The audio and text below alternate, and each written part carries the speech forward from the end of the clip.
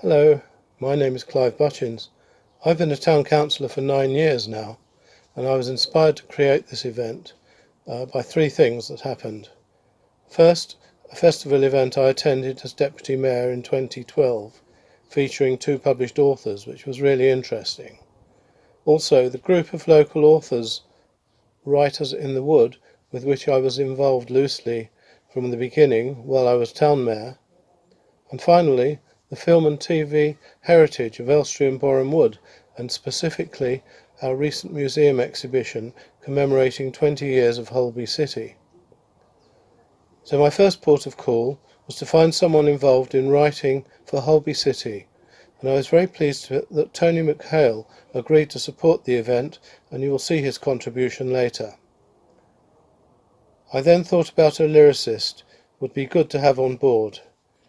We are lucky to have in our community a talented musician and lyricist in Alexander Bermange, a successful writer of musical theatre works, of whom Sir Tim Rice has said, annoying for mere lyricists to contemplate, Alexander S. Bermange writes highly memorable tunes as well as witty, wonderful words. Finally, we are pleased to feature our very own film historian, Paul Welsh. You are no doubt familiar with his weekly column in the local newspaper, but he has also written books, his latest about the MGM studios in Borehamwood, having been published only this year. So stay with us for our featured contributors, but first we have some recordings from our very own Writers in the Wood.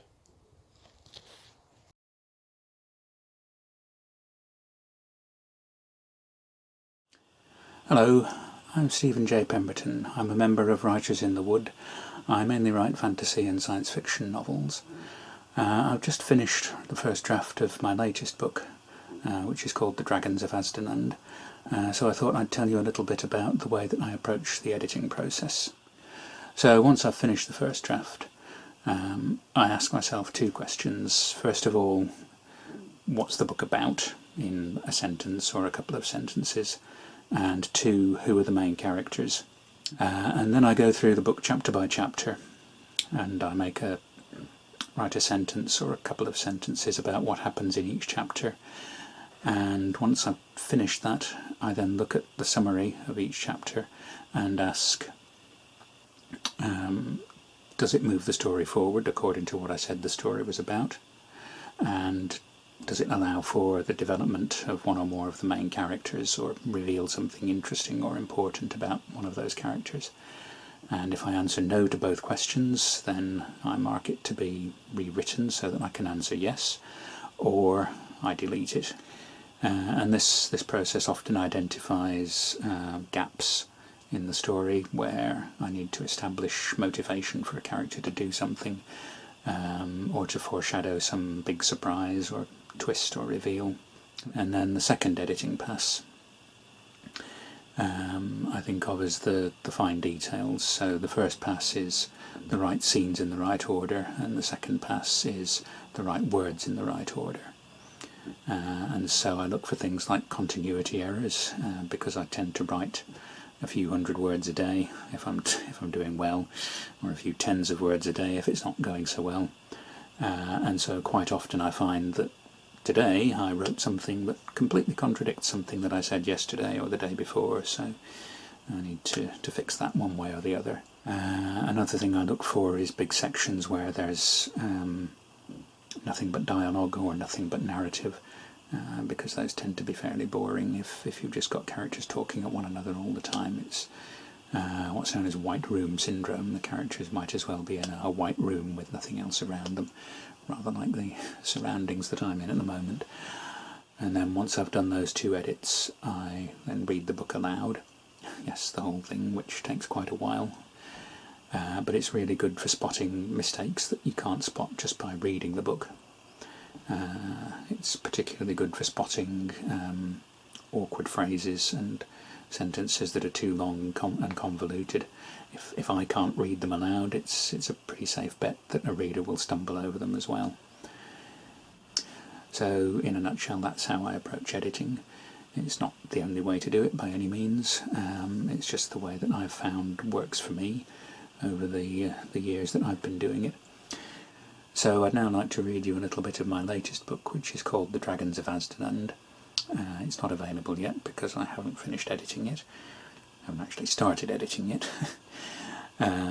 But all being well, it should be on sale by the end of the year, 2020. It's a sequel to an earlier book called The Mirrors of Ilangir, and there's quite a lot of things that happened in that book, but all you really need to know to understand what's going on here is that our heroes are on a ship, and in the previous book they were accompanied by another ship called Glorious. Towards the end of the book, the two ships got separated, and this book starts with our heroes having caught up with Glorious again. A drizzly mist had descended by the time we got close enough to Glorious to hail her. To nobody's surprise, the lookout's shouts produced no response. The warship hadn't moved since we spotted her an hour ago. She seemed to be tilting to one side. Had she struck a rock? I'd thought the sea was quite deep here. Raltarn! That's the name of the narrator, which is the other thing I should have told you. My father called to me from the main deck, where he stood by my uncle Thomas. When I reached them, Father gestured to Uncle and said, "Will you talk some sense into him?" "I don't understand," I said. "The captain wants to send the boat over to the warship," said Father. "I don't see that's any concern of ours," I said. "Besides, if this mist settles, we're stuck here until the wind gets up enough to clear it." "No good will come of this," Father replied. "There's nobody above deck. Half her sails are missing and the rest are frittered. But she couldn't have been caught in a storm because she was only half a day ahead of us, and she's not flying a distress flag, so whatever happened quickly. If there's something around here that's a danger to a warship," I said, "we ought to know about it." "No," said Father, "we ought to get away from it." "If the captain wants to investigate," said Uncle, "we investigate." "You're his employers," said Father. "Tell him you're in a hurry to get back to Asdunand." "We are," I replied, "but the captain of the Glorious said we were obliged to help them under the emergency articles, or whatever it was. He never rescinded that order, as far as I know." "He abandoned you!" Father exclaimed. "We abandoned him, strictly speaking," said Uncle. "And even without the emergency articles, what about the well-being of your fellow men?" "I've never known you to show much concern for that," Father muttered. A splash from the other side of the ship told me that our boat had been launched. Father watched men climbing over the railing to descend to the boat before saying to Uncle, "Admit it. You're hoping the Elangics who Baronoskull put on that ship went mad and killed everyone, so you can help yourself to the artifacts he gave them." Uncle snorted. "If that is what I want, what are you so worried about?" Father's gaze returned to Glorious. "That not all of them are dead." Thanks for listening.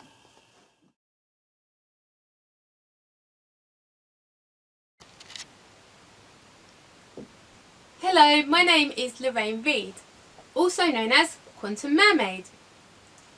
I am the author of 4 books. In 2016, I was looking to join a writer's circle, but I couldn't find one locally, so I decided to start up my own group. We now have over 300 members. Through Writers in the Wood, I have met some very interesting and inspiring people. I have also made some very good friends. My most recent book that I have published is called A Poetic Theory of Everything. It is mainly based on quantum mechanics and written in poetic form. Now I'm going to share a couple of poems with you. The first one is called Refraction. Electron got himself into a fight, claiming that he could travel faster than light. Electron dared Light to race him in a swimming pool. Light agreed with confidence and called Electron a fool. They both raced through the water after shooting through the air. When Electron took the lead, Light exclaimed, "This isn't fair." In physics, Electron explained to Light, it is wrong to just assume that you can propagate faster in any medium, as well as in a vacuum. The race was close, but Electron won, and Light regretted being dared. But Light pointed out to Electron, that E still equals mc squared. Okay, the second poem that I would like to read to you is called Heisenberg's Uncertainty Principle. In the equation, delta is symbolised as a triangle. It is used to refer to the uncertainty of both the x and p variables. Delta p and delta x are the uncertainty of the particle's momentum and position. We cannot know both at the same time with accurate precision.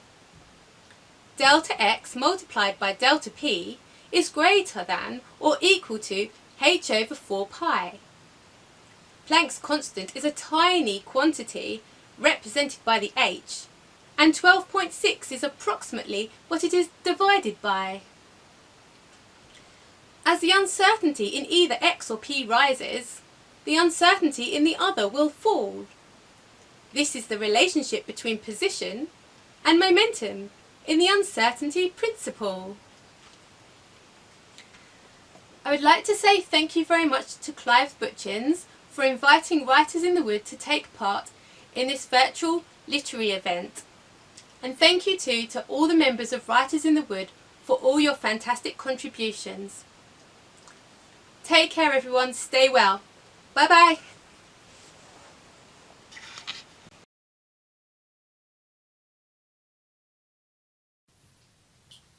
My name is Rosemary Wiseman.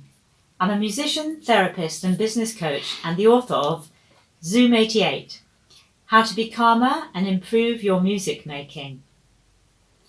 The title was inspired by my mother, who was preparing for her grade 3 piano exam at the age of 88 and using a magnifying glass to zoom in to the musical notation of her pieces. My book is primarily written for music teachers, students, even parents of younger students, and performers, and can be of benefit if you're interested in self-improvement or need to reduce anxiety. I play and teach a variety of musical instruments, mainly piano, cello, and flute.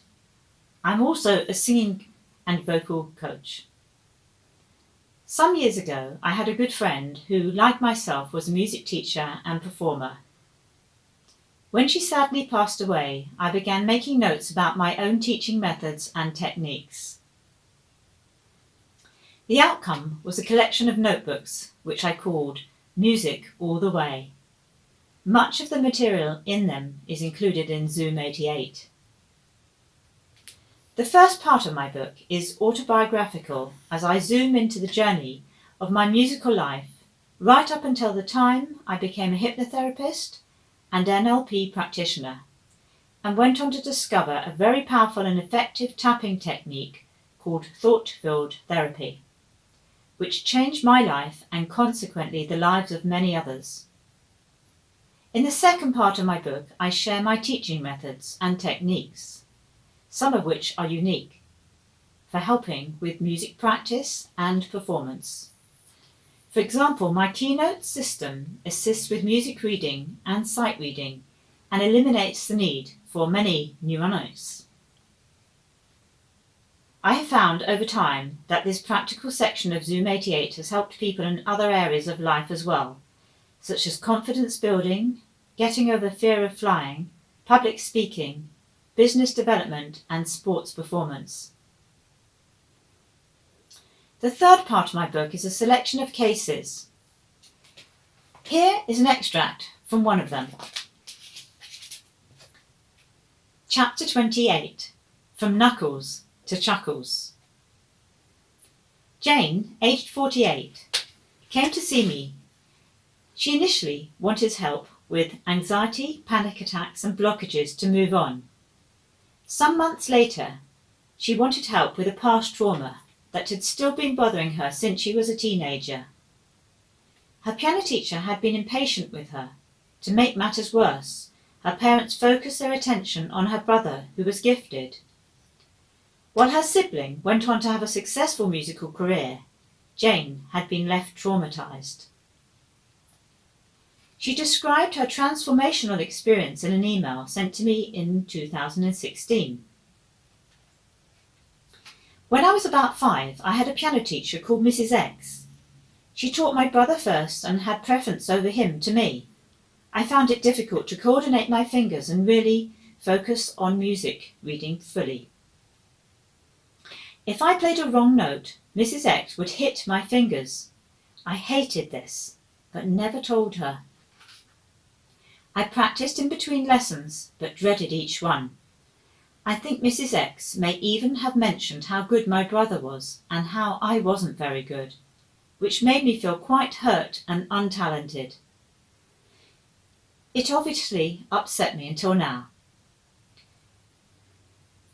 Through the tapping techniques you showed me, I felt the pain and sadness lift. I could even view the event much more as an observer. Since then, I don't feel the same about the memory. I feel much more detached and no longer experience extreme hurt. So thanks a lot for that. Now, if you'd like to purchase my book, you can go to my website, rosemariewiseman.com, where you will find a link to my book with an Amazon link. Thank you very much, everybody, for listening.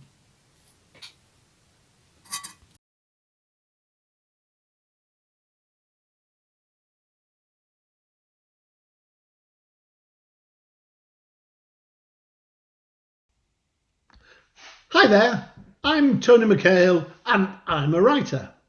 As you know, we should be doing this session live, but because, yes, of that damn virus, here I am doing a pre-recorded session. This is going to be a session a bit about my life as a writer, a bit about how it developed over the years, and a bit about the art of writing itself. So hopefully there's something here that you might enjoy and find useful. People often ask me, how did I start writing, or when did I start writing? Well, the truth of the matter is I don't ever remember not writing. I always seemed to be writing when I was a young kid. I was writing or telling stories. I'm a great believer in stories. Story to me is God. So I would always be telling stories, doing one-act plays for various theatres I was working with, because I was an actor at the time. I spent 15 years or so as a professional actor, and I would write for the companies I worked with, but at the time I didn't get paid. And then one of the companies said they needed a pantomime. They didn't have one or couldn't find one that was correct for their company. And would anybody interested in writing one? Yes, thank you very much, I said. And off I went to write it. It was Aladdin, and I got paid £80. Which was, for me at the time, very handy, because I was probably getting £22, £23 a week as an actor. So I felt rich for a couple of weeks anyway. So off I started. I wouldn't say that actually launched my writing career into what it became, but it felt real. At least I felt I'd been paid and I was starting off in the right direction. As an actor, I started working in TV, and I loved the idea of working in television. Suddenly the restrictions were different. There were restrictions, but there were different restrictions to working on a stage play. So I started writing television thrillers. I've always liked thrillers. I've always read thrillers, and I've always written thrillers. Even episodes of things I've written, I like to think that they had a thriller element in it. So that's what I would write, and I'd write 4 or 5 episodes of a thriller and send it off to the BBC or ITV. And there were, in those days, lots of different ITV companies. There was Yorkshire, there was LWT, there was Thames, there was Anglia, there was Granada. So you could send it off to any of these places and try and get them interested. This went on for quite some time until one day I got a phone call. Well, actually, my wife got a phone call and she rang me. I was loading lorries at the time. Being an actor, you always had to find alternative employment when you were looking for work, or resting, as a euphemism is. And off I would go to do any job that came along. And this time I was loading lorries when she rang, and she said the BBC had read a script of mine and they would like to take us out for lunch. Well, Nobody had taken me out for lunch before, so it was a massive step for me. I couldn't believe it. It was fantastic. I hear they were interested in my work. And apparently what had happened, I didn't know at the time, all the scripts I'd sent prior to that one, they'd been making a note of. I just assumed they were rejecting them and didn't need them, didn't want them, thought they were rubbish or whatever. But no, they were actually tracking my development as a writer. So off I went for the meeting at the BBC, and I was commissioned to write a thriller called Dog in the Dark. It was a 3-part thriller. I'd already written 4 parts, as I thought it was at the time, but they decided it was better off as a 3-parter. And that was my first learning curve. I suddenly realised it didn't matter what I gave them. They would want to change it. That's the nature of working as a TV writer. And I've been doing it now for over 40 years, and I've never done a script that somebody hasn't wanted to change. I've always said, if I gave them Hamlet, they'd probably want to change the to be or not to be speech. Anyway, off I went, and I got this commission for a thing called Dog in the Dark. And like all things, like everything that happens in this business, suddenly the rug was pulled from underneath me, and the series wasn't made. And the reason it wasn't made is because it was in a series of serials, and they'd run out of cash. They'd already done 2 or 3, and they didn't have any more money to do any more. So there it was.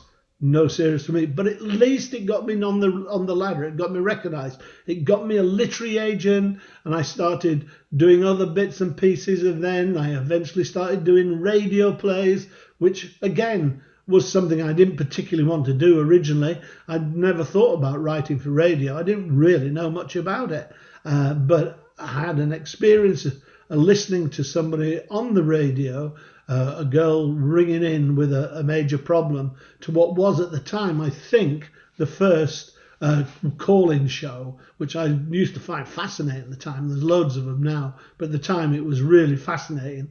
And I liked the idea of this, so I created a radio show which was naturally ideal for radio, called Get It Off Your Chest. I had a great cast, and off it went.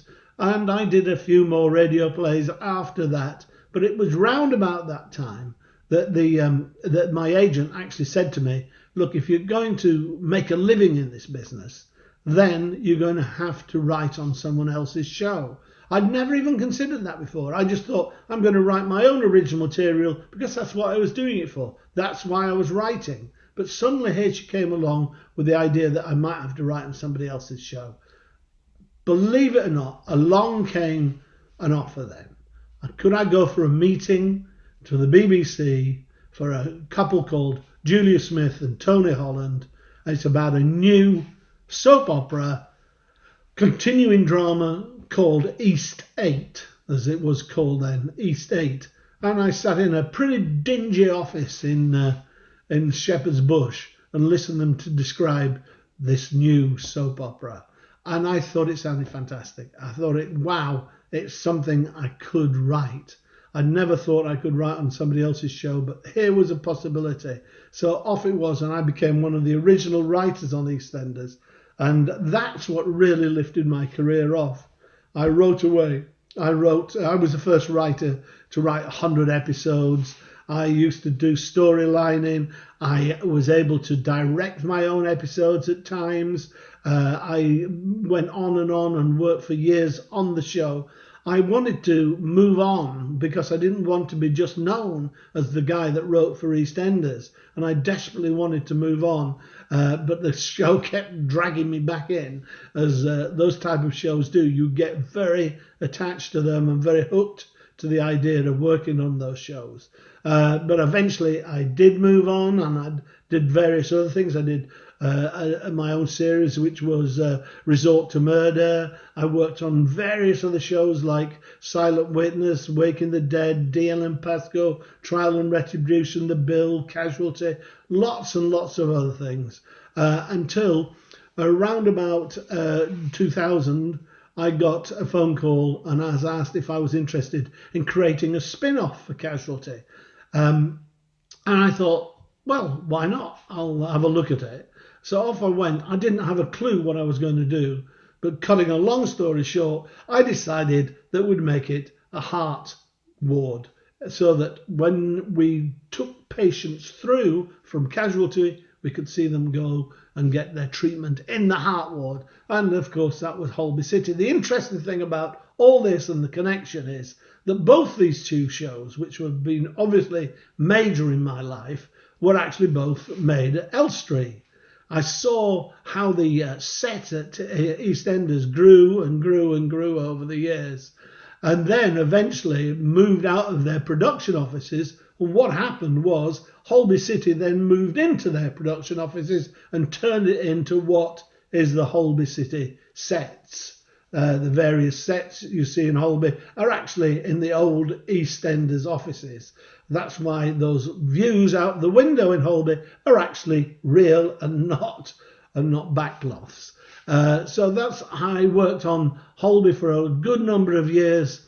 And then I left for a while and went off and did other things. And eventually I came back and was showrunner, executive producer of the show for 4 years, during which time the show won a BAFTA, which was great for me. I only intended doing 1 year, but as it was, I was dragged in and kept doing it for 4 years. But again, great 4 years of my life and really enjoyable. Since then, I've done all sorts. I've worked all over the world, setting up TV shows in New Zealand, in Africa, all over the place, in India. And most recently, I've been working on a show for Fox Disney in Johannesburg called The Unit, which is a cop show, which hopefully, when this virus thing is all over, it'll be kicking off. So I'm looking forward to doing some more work on that. Also, in the meantime, over the last 5, 6, 7 years or whatever, I've been writing novels. It was something I'd always wanted to do. But when you're flat out on a series like EastEnders or Holby, you really don't have a lot of time to sit down and write a novel. I was working 24/7 virtually, especially on Holby, as executive producer. And I didn't have the time or the energy even to write a novel. But now I've written a couple of novels, both thrillers, and there's the third in the pipeline, which is not quite halfway through, but is en route to being halfway through. So that's what I've been doing of late, and it's been really enjoyable. On the whole, all my career has been great. It's never been planned. I've never planned to do any of this. It's just happened, and all I wanted to do was write. And all I still want to do is write. I love writing. I write virtually every day. If there's a day that I don't write, I feel like I'm depriving myself. So I really love writing. And that's really helped me through this. Because at times it's quite hard when the work isn't flowing as well as it should be. And when I say that, I don't mean writer's block. I mean having problems selling pieces or people not understanding the work you're trying to do. But that happens to every writer, so it's not particular to me at all. Now, for people who are wanting to start writing, who are wanting to get on that treadmill or write whatever they want to write, there is only one way to do it, and that is to write a calling card. As Miles Davis says, it can take you some time to find your own song, your own voice. And that's what it can do. It can take you some time to do it. So it might not be the first script, second script, third script. I've got a loft full of scripts that have never seen the light of day. But I did years and years ago. Well, I say it's not seen the light of day. They were pushed out, but came back and were rejected, and they ended up in the loft very quickly. But I've also, on the computer that I'm recording on at the moment, I bet I've got 100 ideas that are in development, in various stages of development of ideas that I would like to do. And it's trying to get the timing right for them, get them out there in the right way, get it to the right director, right producer, right company, whatever. So the first thing you need to do is get yourself a good calling card, a good script that actually says what you want it to say and you think shows off your talent. Because for me, there's a lot of talk about writing, how you can write and what you can write, and the structure of writing. When for me the most important things are, without a shadow of a doubt, is 1, your creativity, 2, your imagination, and 3, your ability to make it live at the end. And that's what it's all about. You can read about structure from now until kingdom come, but if you haven't got those ingredients, then writing is going to be difficult for you. But writing should be fun as well. Most writers, or not most writers, that's unfair, a lot of writers actually find it quite arduous. I think I'm lucky because I love doing it, and I think people who don't are mad. It's a great job. I get up in the morning and make believe. How good is that? That's really a fun job to have. So the idea is to keep on writing so you create various pieces of work that you're proud of and eventually says what you wanted to say. I mean, when I first started writing, I would write very quickly indeed, and I could write scripts in a matter of few days. The older you get, the more picky you become with your own work. So you take longer and longer, and that's how it should be. That's the way it should be. But when you first started writing, you've got a million ideas you want to get out there, and it's getting them out there and getting them out there really quick that it should be fun and enjoyable. Now, how do you get that out into the big bad world? How do you get it sold? How do you move on from there? Well, very easily, I say, very easily, it's hard. It always has been hard. It's hard now, and it always will be hard. And even whatever anybody says about, oh, they make less drama now or they make more drama now, it doesn't matter. It's always been hard getting on that ladder. There's always been people that want to do it. When I first started writing, there wasn't that much drama on television, to be honest. You were looking at things like the Wednesday play and armchair theatre.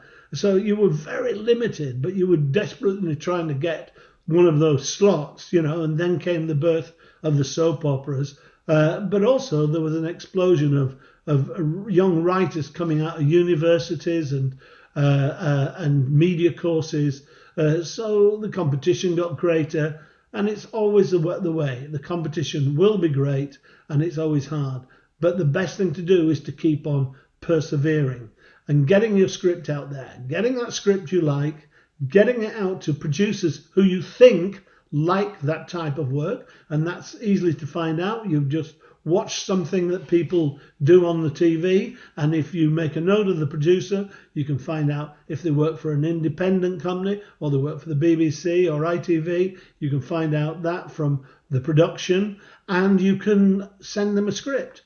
Most independent companies have readers, and they would like to read them. In the meantime, you can be sending that script out to agents to try and find an agent, so you can get an agent fighting for you as well. It's very useful having that agent to knock on doors for you and get you some ins, because it's about getting those ins so you can get on that ladder and start working your way into the morass that is TV and film.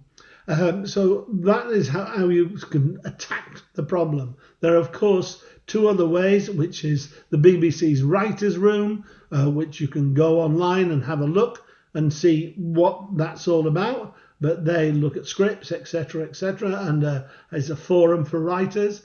And there's also the Writers' Academy, which I think has been cancelled for a little while, but has now returned.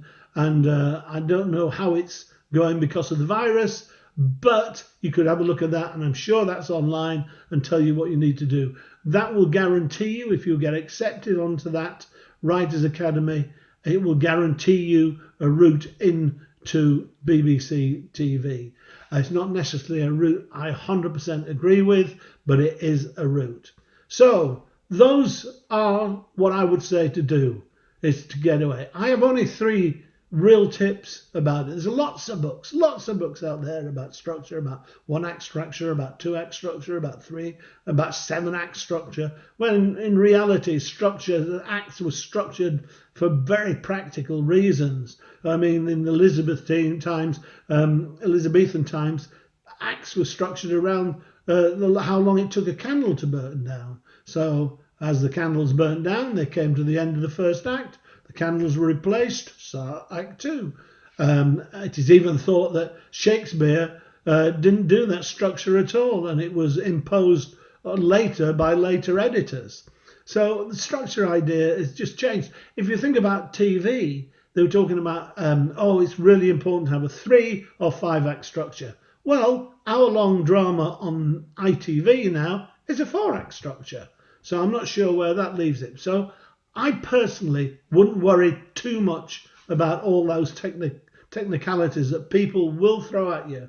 I think the most important thing, as I've said, is your creativity, your imagination, and your ability to get that across in a way that people adhere to and understand.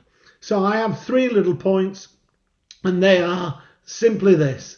Right is right. And by that, I mean persevere. Right is right. You will always write. You'll never achieve anything if you don't write. So right is right. And that's about perseverance, because once you've written, then you've got something to show people. You can say, here you are, have a look at this. And as it was in my case, which I'm sure I'm not unique, I'd write something and send it off and it'd come flying back. And it would be, yes, thank you, but no, thank you. And so I'd go, right, I'll show them again. And off I go again. Write something else. So that's what you've got to do. Write is right. Keep on writing, keeping those ideas, because the more you write, the better you become, the more proficient you become. Okay? The second thing is, simple isn't easy.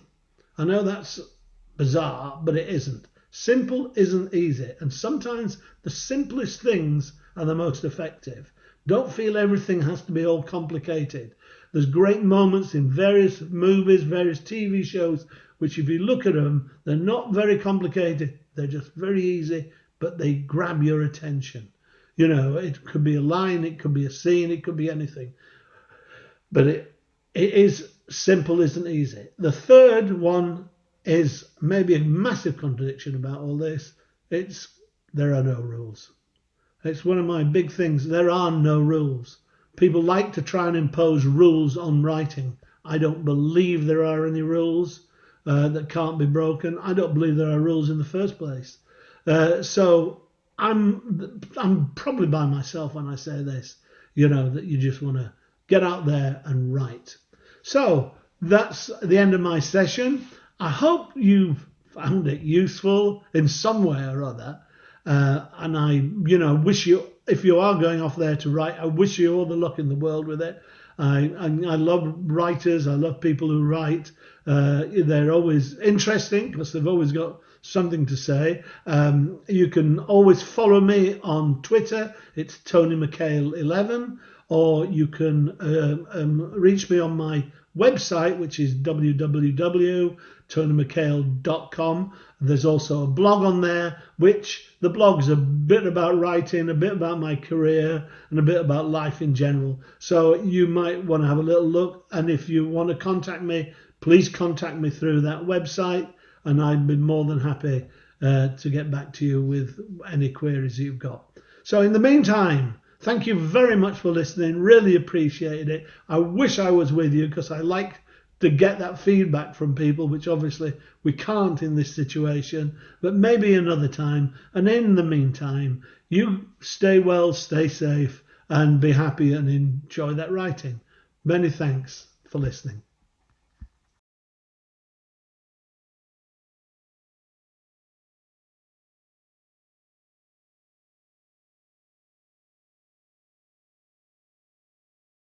Hi there, I'm Alexander Bermange. I'm very pleased to have been invited to speak to you today about the development of a musical right through from its original concept via the various stages of its development to its final production.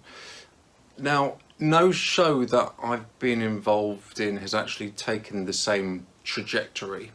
So I'm going to talk about musical theatre development with particular reference to my most recent piece, which is a show entitled I Wish My Life Were Like a Musical, because it's as good a case study as any to talk about seeing through a show from conception to fruition.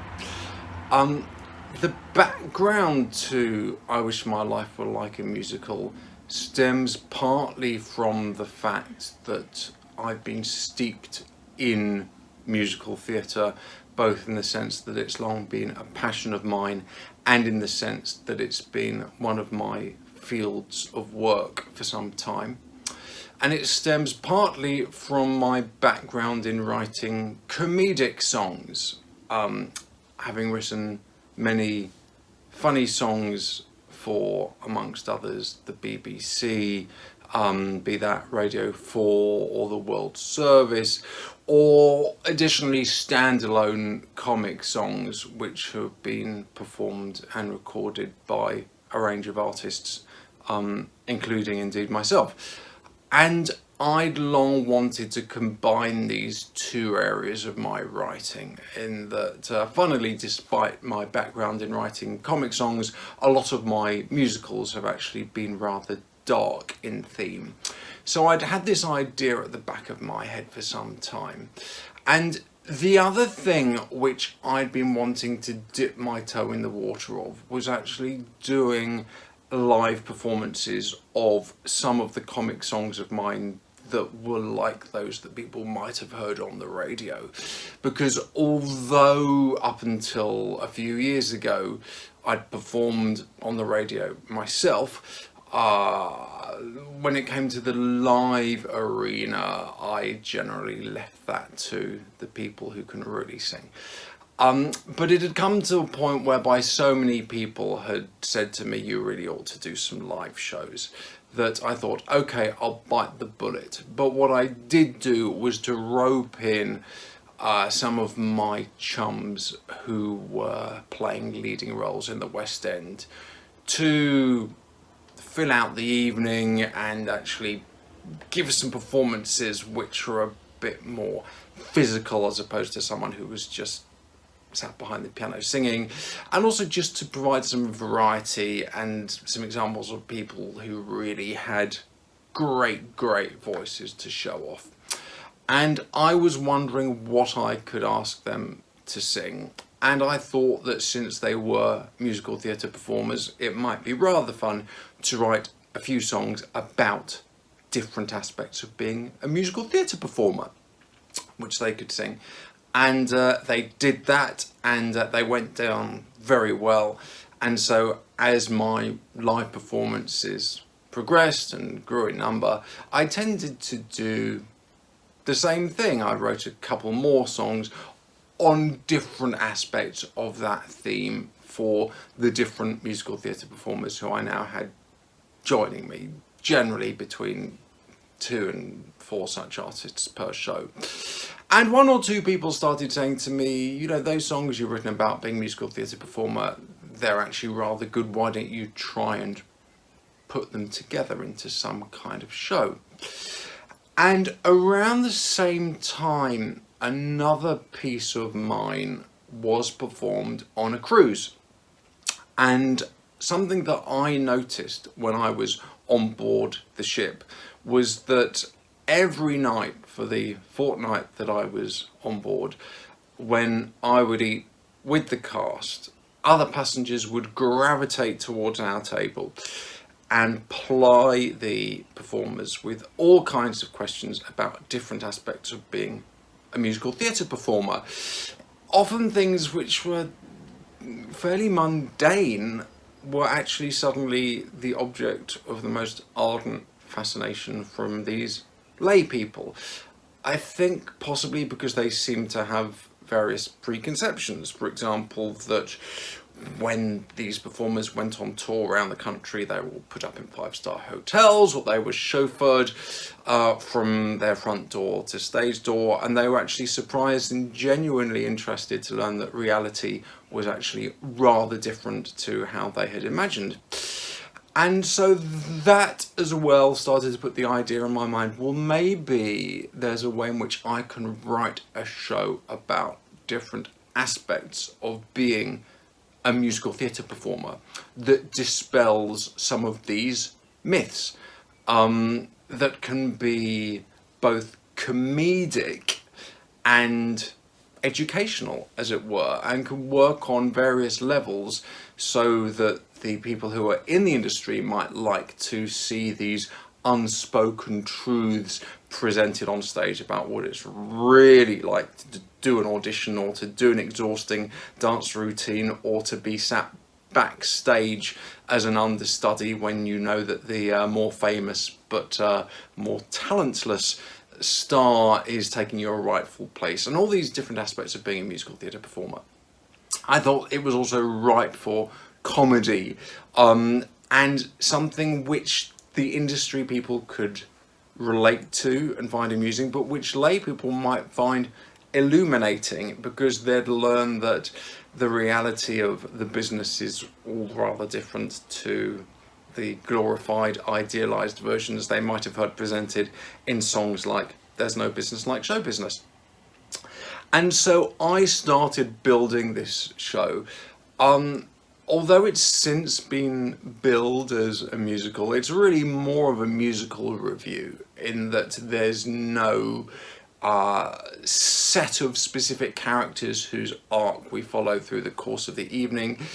I really conceived it as 4 performers who take us on a journey of a typical musical theatre performer's career. It's mainly sung with the odd bit of interlinking text between musical numbers. And I was writing this thing, and I had at the back of my mind, it'd be quite nice to know what I'm going to do with this next. Often people talk about sending scripts out, sending demo recordings out. There is a lot of that goes on, but generally in theatre, like in many other businesses, my experience is it is largely who you know.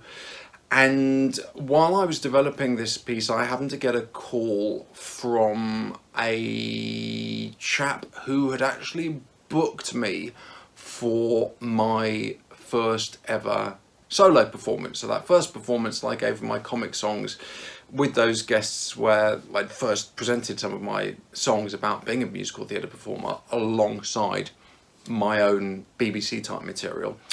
He'd since moved on to a new venue, different to the one where I started out and gave that first performance all that time ago. And he wanted to speak to me about the possibility of doing one of my solo shows there. And I had to think, and I knew that this particular venue, although it was more of a cabaret space, it was very well situated in London's West End and was the right kind of environment for this kind of show. And I thought, well, I could go and do my solo show, but maybe I could tempt this chap with this show, and maybe we could actually do a run of it if I'm really lucky, because up until that point, this space, and in fact this producer, had only really done one-nighters with a few exceptions. And so I went along, I told him a little bit about the project. He was intrigued.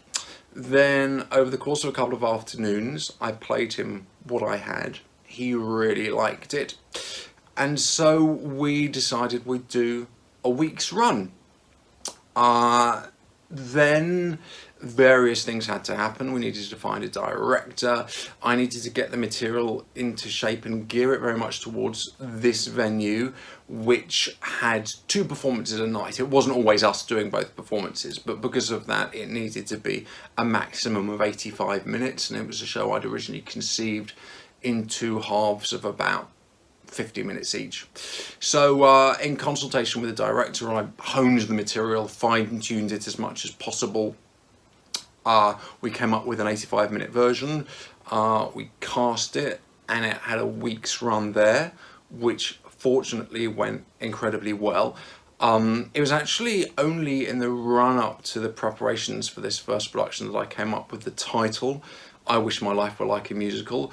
And it really came by default, really, because I toyed with various other names for the show, none of which I really thought were quite right. And then really in desperation more than anything else, I looked down the list of song titles that were in the show, and one of them was called I Wish My Life Were Like a Musical, which is about a musical theatre performer who's gone through a series of rejections, failed auditions, missed chances, obstacles at every turn, and she suddenly thinks about, you know, all these wonderful idealized versions of reality she sees on the stage, and she's like, oh my goodness, I wish my life were more like that. And I thought, well, maybe that could be quite a good title. So it actually turned out quite a good idea, because we found out that the title was one of the things that really intrigued the audiences. So we had a week's run there. It did very well. It got pretty good reviews. It did well enough for the producer in question to want to book it again for the same venue for 2 weeks this time. And so that's when I went away, looked at all the reviews, looked back at all the emails, the feedback, and there are a few things also being in the audience, well, not so much in the audience every night, but being on stage at the piano every night, but observing what got laughs, what seemed to engage the audience. There were things that I wanted to change, things I wanted to fine tune, and I wanted to add a song or two, take out a song or two. And then we did it for 2 weeks, several months later, where the reviews were even better. We're now getting 5 stars rather than 4 stars. It did just as well. We had to recast slightly in that, although we were thrilled with our cast first time round, because we'd gone for West End leads, by the time we revived the show, they'd all gone into different West End shows, well, actually all bar one. And one of the things which was remarked to me by many people, both after the first run and the second run in London, was, you ought to do this in Edinburgh. It seems like the kind of show which would go down well there. So last summer, 2019, we took the show to Edinburgh, and it was a reconceived show, because in Edinburgh, because most shows are 60 minutes, we had to come up with a 60-minute version. We actually had a completely new production team, new director came on board, new cast, and it was a lot of work, actually, because funny enough, it was knowing what to take out. It was a combination of making some existing songs shorter and actually just removing some songs altogether to give us the best possible 60-minute version. Went up with a lot of trepidation, because obviously in Edinburgh the competition is fierce, but although it was hard work, and we did a performance every night alongside all the usual publicity that one has to do in Edinburgh, guest spots and media appearances and such. We sold out every night, which was incredible. So we ended up now where we are now, summer 2020, with a show which has taken quite some time to develop, gone through various stages of its development, garnered, I'm thrilled to say, over 25-star reviews, a couple of awards, a number of award nominations, and we were ramping up for the next stage when the coronavirus struck, which has obviously had a devastating effect on the entire theatre industry. Now, obviously, in comparison with so many people who've lost their lives and lost loved ones, it pales into insignificance. So I've got on with other projects, with planning as far as anyone can plan what's next for this show and my other pieces, and I've been using the time to write a lot, and goodness knows had been plenty of time for that. So I like to think that I Wish My Life Were Like a Musical hasn't reached the end of its journey just yet, but that's certainly the road so far. And as I said at the beginning, every road that a musical takes, it's different. It all has a slightly different road towards being complete. Having said that, no musical is ever truly complete. There's a famous phrase that musicals aren't written, they're rewritten, and there's very few musicals that actually don't continue to evolve and change with time. But that's certainly the story so far.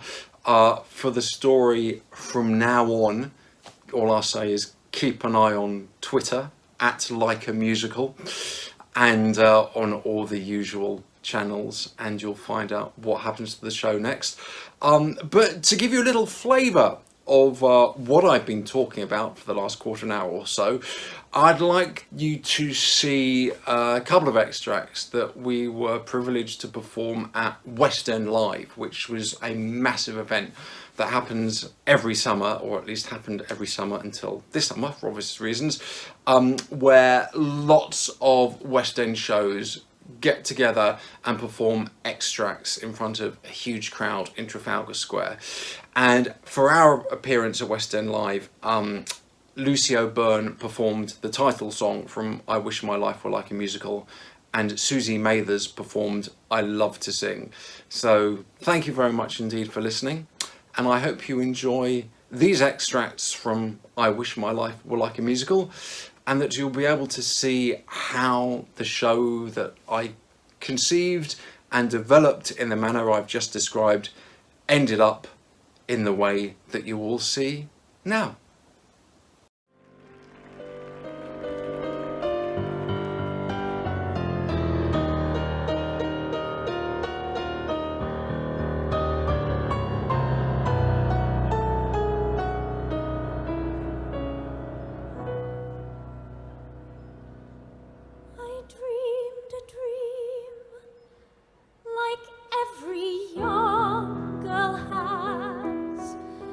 I was certain would come true one day, of stardom and success and all that jazz, so I could pay the bills I'd have to pay.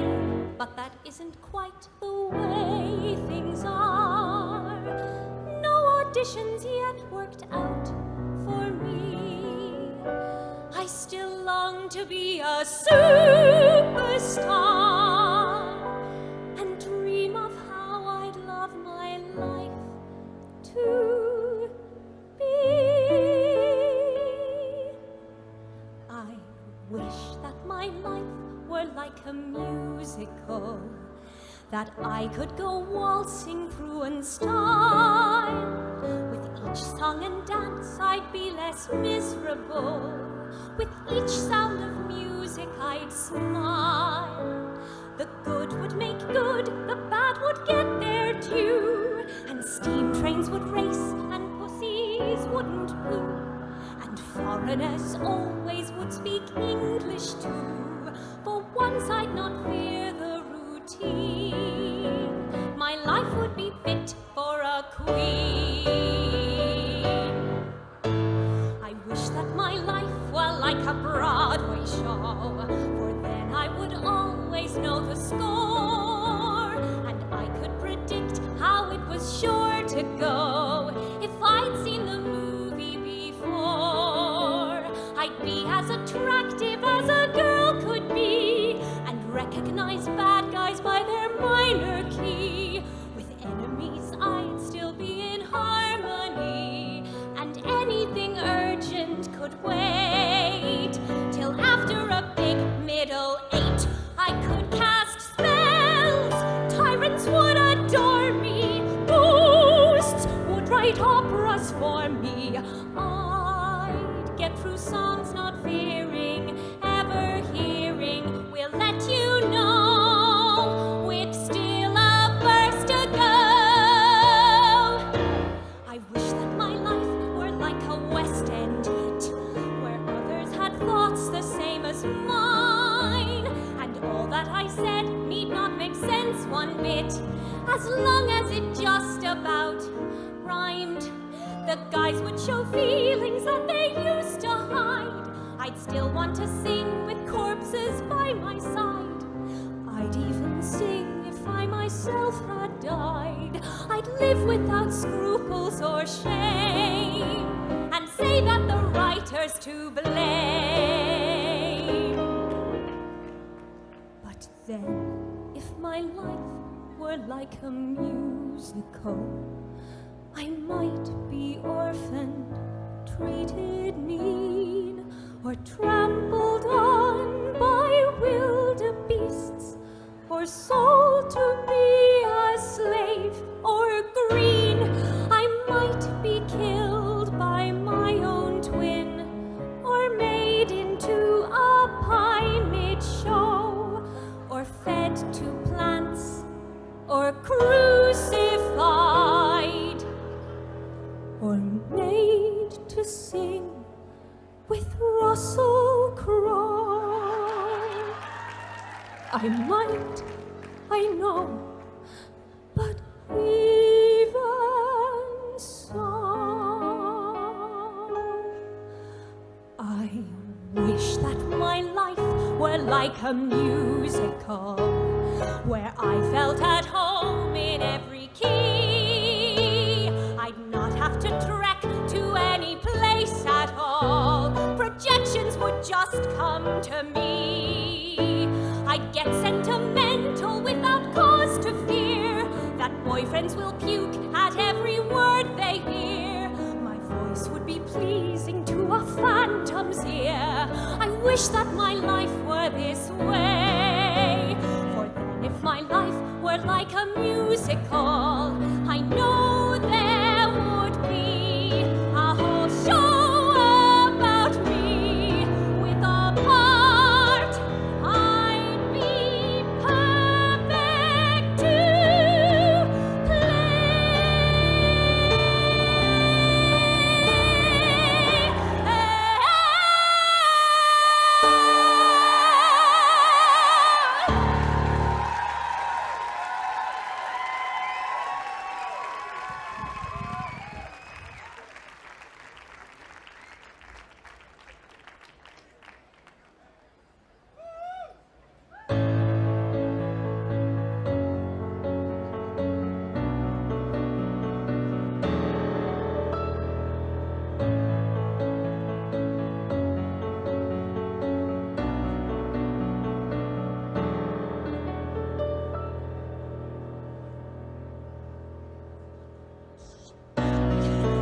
sorry.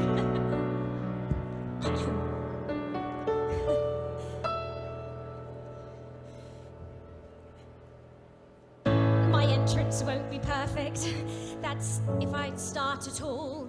Instead of waiting for my cue till it's my curtain call, the volume might be lacking, the words may be unclear. You're smart if you make sense of all you hear. My mind is prone to wander, my memory's not too good, exactly when I should, so I don't always sing my lines. And though I try, I can't syncopate, apart from when I should be singing straight. I'm cursed with wide vibrato that sometimes might sound strange. I swear though I can feel the right note somewhere in its range. Though neighbours come and go like anything, I love to sing.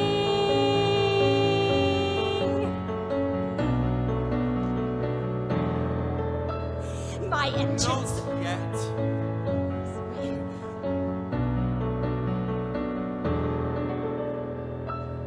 My entrance won't be perfect, that's if I start at all.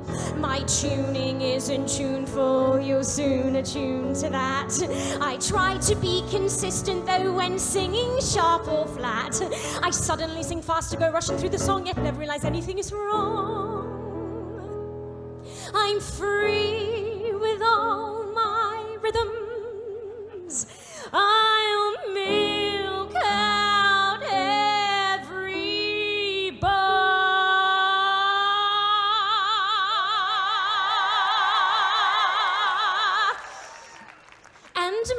enunciation sometimes goes a tad too far.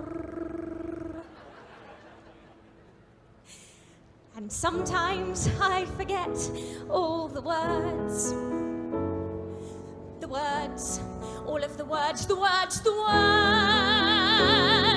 And when I breathe in May, be it's not when I should, my love lies in the hay. Day of old Hollywood, you've no idea what pleasure I can bring. That it's just for me's the tragic thing. I love to sing.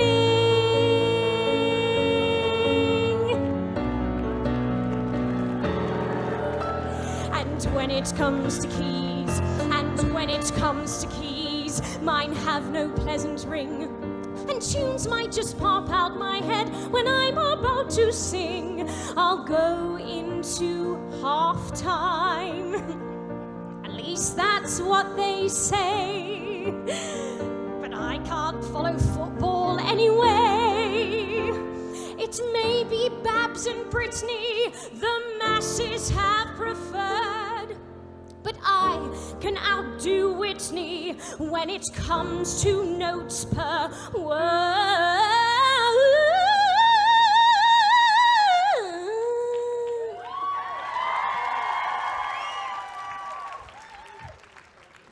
And sometimes I just lose it.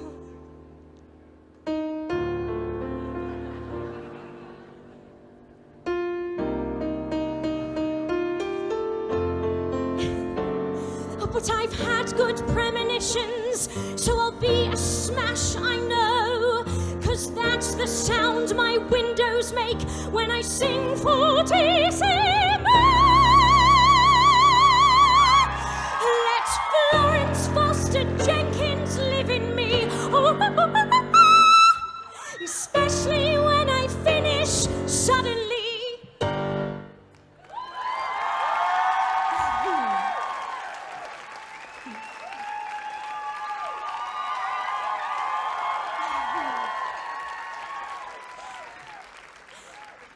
If anyone's still out there, note one thing. I love to sing.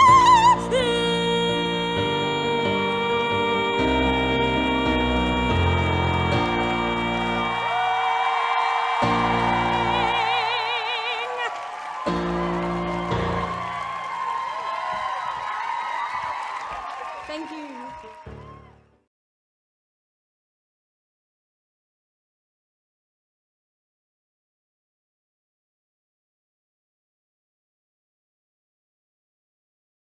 Okay, so Paul, thank you for joining us today. How did you come to know so much about the local film and TV heritage?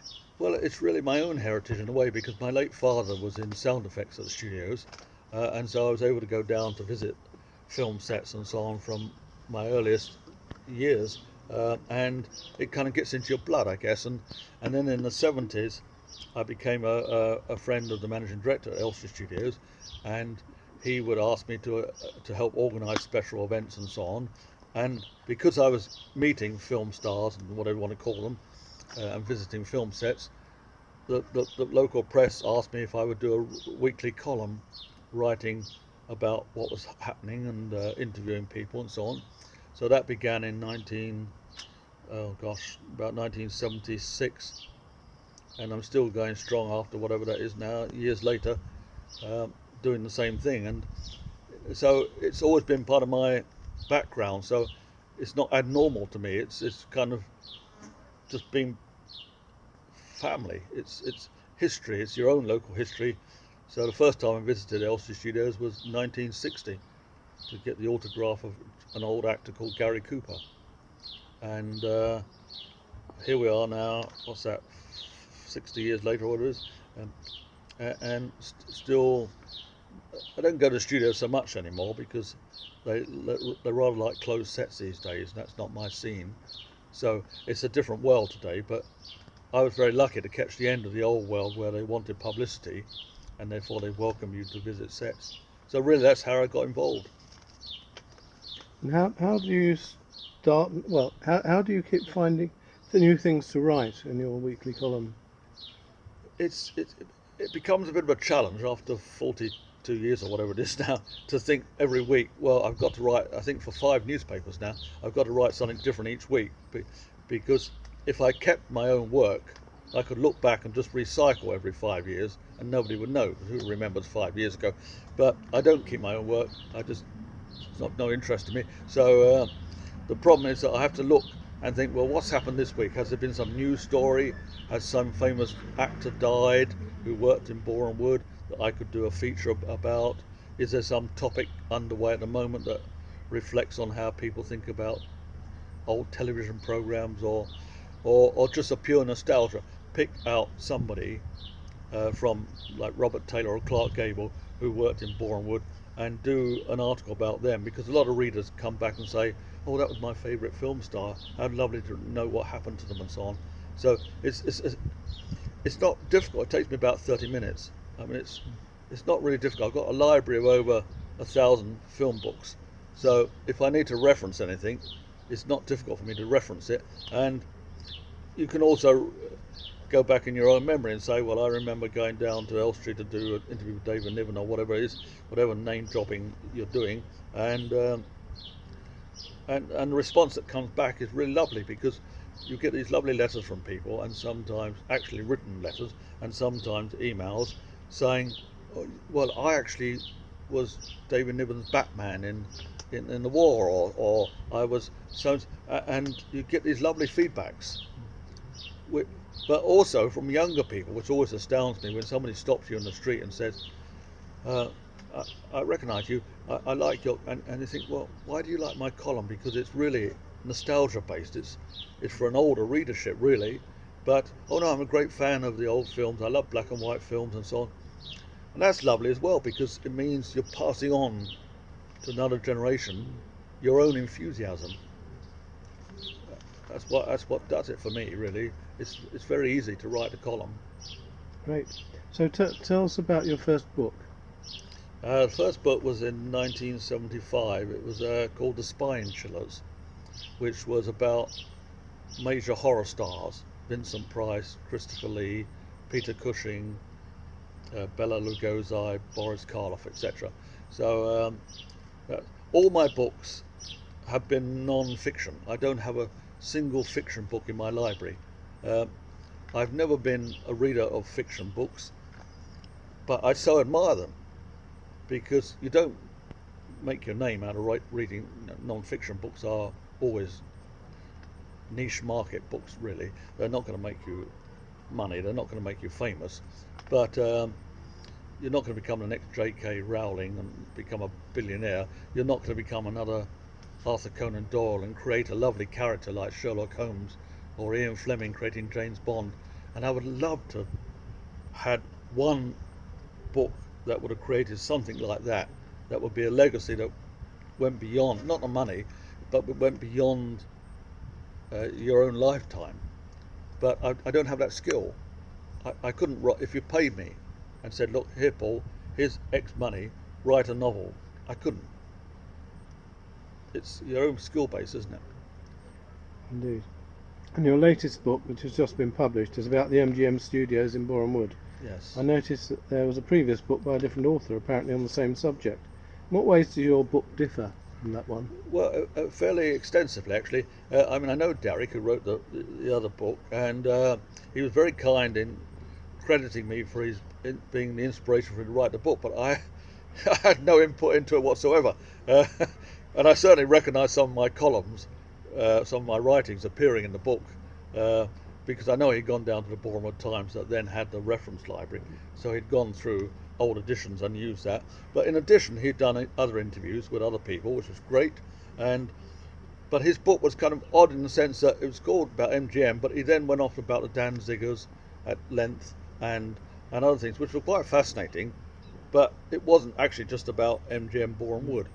And he didn't have the sort of first-hand access that I'd had over, luckily, all these decades. So I don't see them in any way as rivals. I think if you want to read both books, great. If you don't want to read both books, don't read either of them. But my book is kind of my memories and interviews over 50 odd years, plus a lot of material that I've gathered over those years that's not available elsewhere. So we were able to publish for the first time all sorts of material, which is encouraging.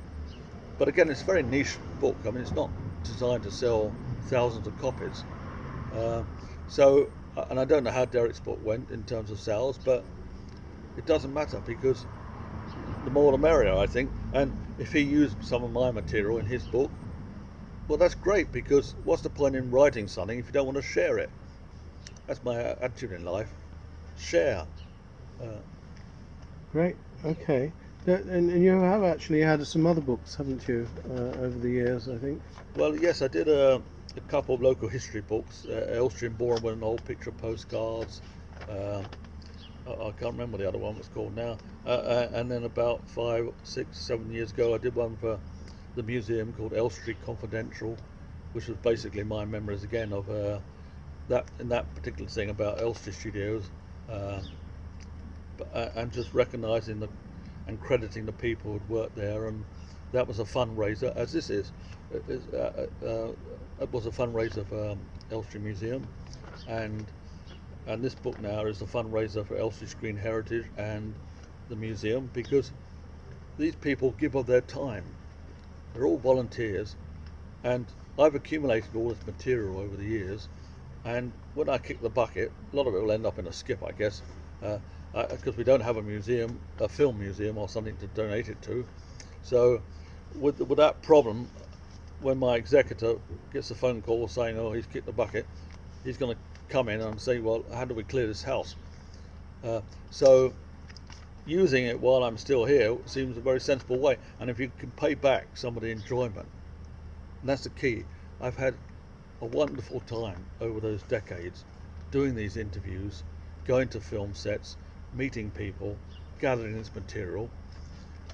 So how can you lose? I mean, by sharing it for other people to enjoy, and at the same time raising some money for local worthy cause.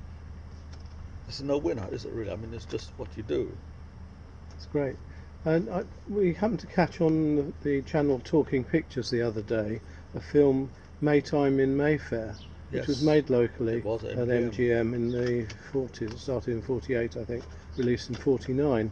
Yes. Do you, I don't know if you remember that, but do you watch these old films on that channel, or do you have DVDs?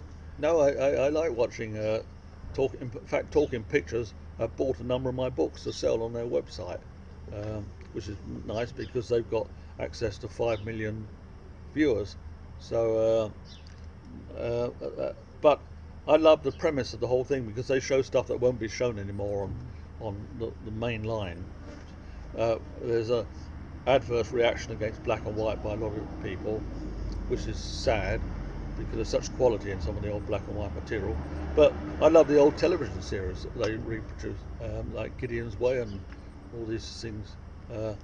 No Hiding Place. I mean, the Rumpole of the Bailey I was watching the other night, and that's great fun. It's lovely. I mean, some of it's dated, some of it's not dated, some of it stands up very well. But given that, and now they have to put these exclaimers about the language and things, that we have to be politically correct. But I mean, it was talk the other day that they kind of had to withdraw Gone with the Wind or something because of something, and now it can only be shown alongside a documentary explaining the period it was shot in, and you think, oh, for goodness sake. But that's what it is. So, and Talking Pictures is run out of a private house basically. It's quite amazing. I mean, it's such a low-key operation. I don't understand the finances or how they do it, but it's been a big success, and God bless them, because they resurrected material that, to be honest, you just wouldn't get to see, because if you went to ITV and BBC and said, oh, let's start showing some old black and white TV series or old British films of the 40s, they're just not going to go. They're not going to do it. They're not. They're not going to do it. And as you say, Maytime in Mayfair was one of the Anna Neagle pictures, made at MGM, and along with Spring in Park Lane with Michael Wilding, and that film held the record in the Guinness Book of Records for the number of people who actually bought a seat at the cinema in the UK. Not the greatest revenue, because in 1940 something, obviously you're paying sixpence or whatever to go to cinema. But I was able to interview Anna Neagle before her death, and of course she lived in Borehamwood, the top of part of Borehamwood. You go out of one way, and of course the top of Deacon's Hill Road.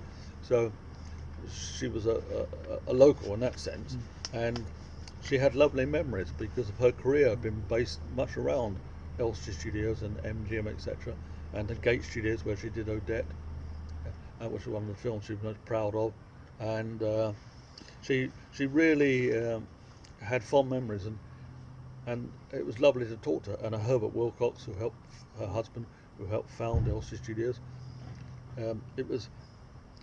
It's sad that we lost these people, but luckily I was able to speak to them in the 80s and 90s before we lost them, and that's what I've been able to incorporate into the book, which you can't do today, unfortunately, because we don't have these people. Richard Todd and all these people, we don't have them anymore with us, John Mills and so on.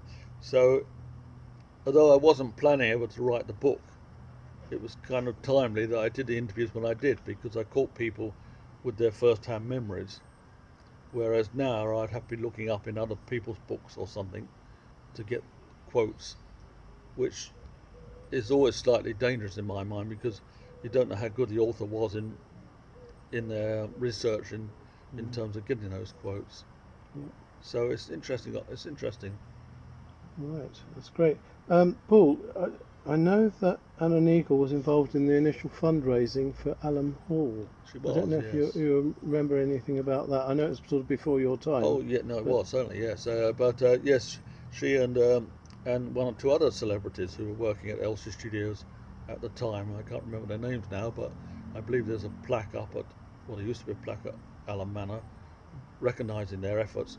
They did a fundraiser, I think, at a cinema, maybe in Edgware or somewhere, but they were because she was a resident, I say, in Deacon's Hill Road, so she was quite keen on the community and helping via the Rotary Club, I think, at that time, I think from memory, to fundraise to buy the facility.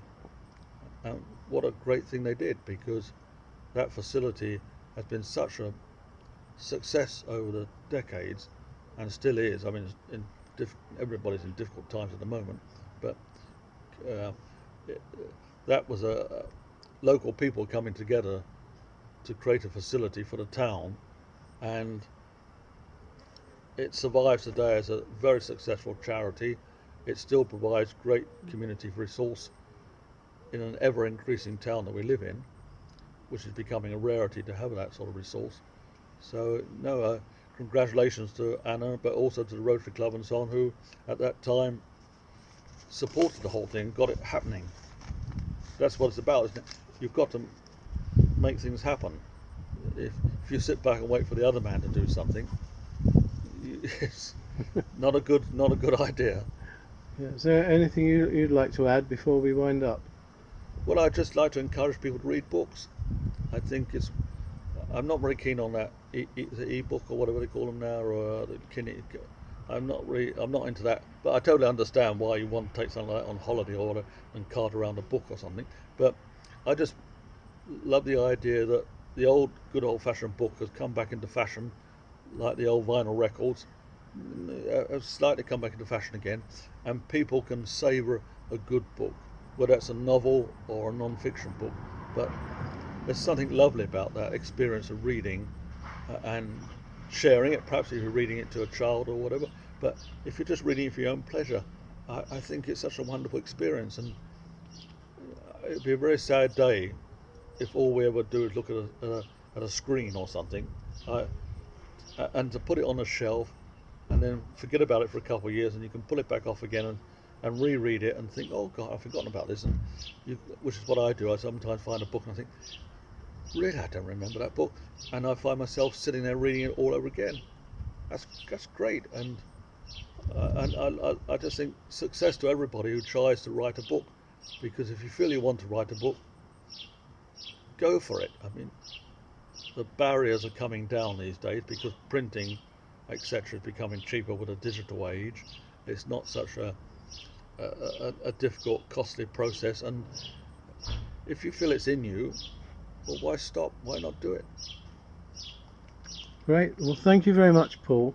I'm sure I speak for everyone who's had contact with you to say that we always love hearing about your history of film and TV and what you have to say, and also reading your lovely, amazing column every week.